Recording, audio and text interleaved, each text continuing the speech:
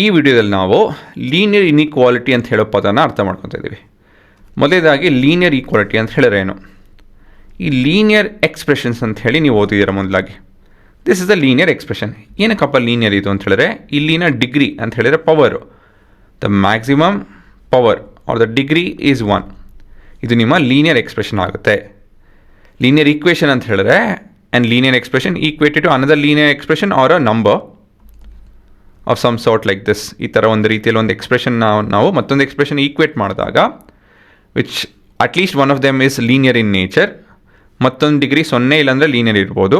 ಈ ಥರ ಆದಾಗ ದಿಸ್ ಈಸ್ ಲೀನಿಯರ್ ಈಕ್ವಾಲಿಟಿ ಅಂತ ಹೇಳಿ ಕರಿತೀವಿ. ಸರಿನಾ? ಇನ್ಇಕ್ವಾಲಿಟಿ ಈ ಪದ ಏನಪ್ಪ ಅಂತ ಹೇಳಿದ್ರೆ greater than, less than, greater than equal to, less than equal to, not equal to ಅಂತ ಹೇಳಿ ಮಾತಾಡಿದಾಗ this becomes a linear inequality. ಸರಿನಾ?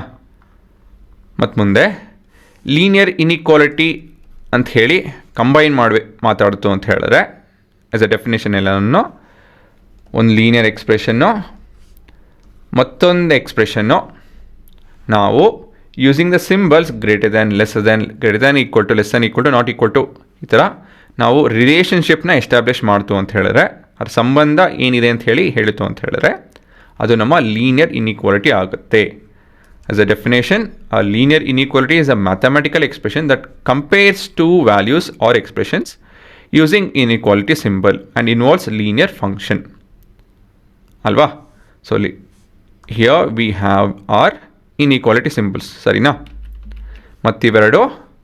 Idu actually ee bhaga linear. It's linear in nature. ಸರಿನಾ? So that's your linear inequality. ಇನ್ನು ಬರ್ಕೊಬೇಕು ಅಂತ ಹೇಳಿದ್ರೆ pass ಮಾಡ್ಕೊಂಡು ಬರ್ಕೊಬೋದು ಇವಾಗ ನೀವು.